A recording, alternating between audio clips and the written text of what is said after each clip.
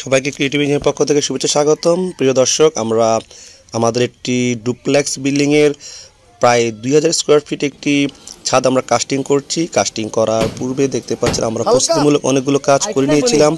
এখন আমাদের কাস্টিং হচ্ছে। দেখতে পাচ্ছেন আমাদের কাস্টিং করার সময় আমরা প্রত্যেকটি বিষয় আমরা পর্যবেক্ষণ করছি এবং কলামের গায়ে আমরা একটি বস্তা দিয়েছি যাতে কলামে আমাদের কংক্রিটের ছিটে ফোঁটা না লাগতে পারে বা কংক্রিট যাতে কলামের রডে না লাগতে পারে। আমরা সতর্কতামূলকভাবে সকল ব্যবস্থা আমরা নিয়েছি। দেখতে পাচ্ছেন আমরা প্রত্যেকটি কাজ নিবিড়ভাবে পর্যবেক্ষণ করার মাধ্যমে কাজের কোয়ালিটি বজায় রাখার চেষ্টা করি। সবসময় প্রত্যেকটি কাজ আমরা চেষ্টা করি আমাদের যে টেকনিশিয়ান থাকে তাদেরকে বুঝিয়ে দেওয়ার জন্য কাজটি যাতে আমাদের ডিজাইন ড্রয়িং অনুযায়ী খুবই চমৎকারভাবে শেষ করা যায় সেই বিষয়ে আমরা বদ্ধতৎপর থাকি। আমরা চেষ্টা করি প্রত্যেকটি বিষয় খুঁটিনাটি আমরা সমাধান করার জন্য। আমরা কখনোই কোয়ালিটি কম্প্রোমাইজ করে কাজের গুণগত মান আমরা কখনোই হারাতে রাজি নই। আমরা প্রত্যেকটি বিষয়ে আমরা খুঁটিনাটি আলোচনা করার মাধ্যমে আমরা কাজটি করার সম্পূর্ণ চেষ্টা করি। দেখতে পাচ্ছেন আমরা প্রত্যেকটি বিষয় খুবই পর্যবেক্ষণ করার চেষ্টা করছি।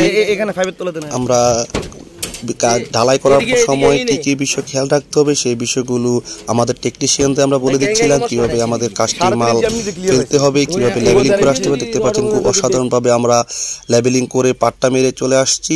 এভাবে আমাদের প্রত্যেকটি বিষয় আমাদের স্মরণে থাকে, কিভাবে কাজটি সুন্দর করা যায়।